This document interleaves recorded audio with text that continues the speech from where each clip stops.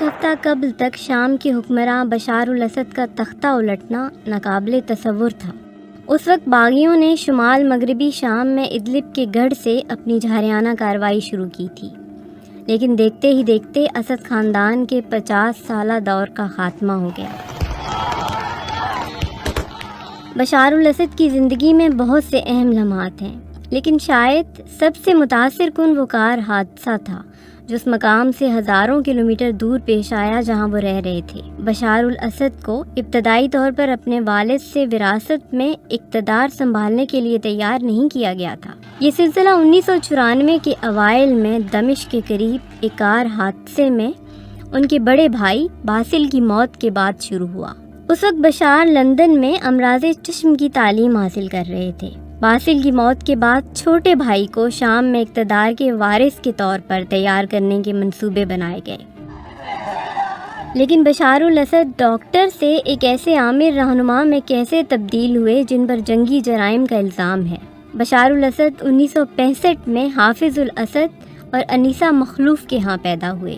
علوی برادری جسے اسد خاندان کا تعلق ہے، یہ شام کی سب سے محروم طبقات میں شمار ہوتی تھی۔ حافظ الاسد 1971 میں صدر بن گئے۔ وہ اس عہدے پر سن 2000 میں اپنی وفات تک برقرار رہے۔ شام کی آزادی کے بعد کی تاریخ، جس میں کئی بغاوتیں بھی شامل ہیں، ایسے میں ان کا 3 دہائیوں تک اقتدار میں رہنا انتہائی غیر معمولی سمجھا جاتا ہے۔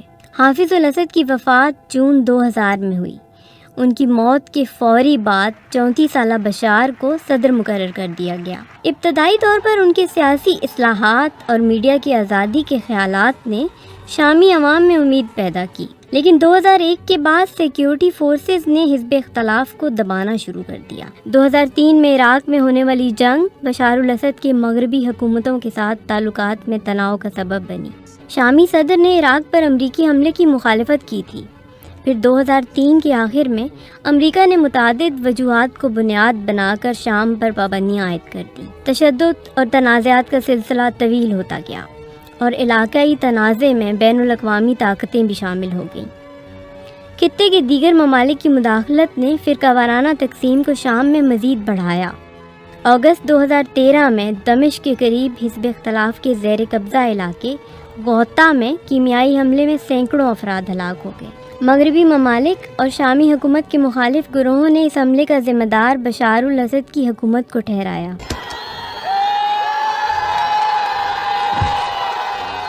حیت تحریر الشام کے اہم شہروں پر قبضے کے بعد اب یہ سوال اٹھ رہا ہے کہ بشار الاسد کا مستقبل کیا ہوگا۔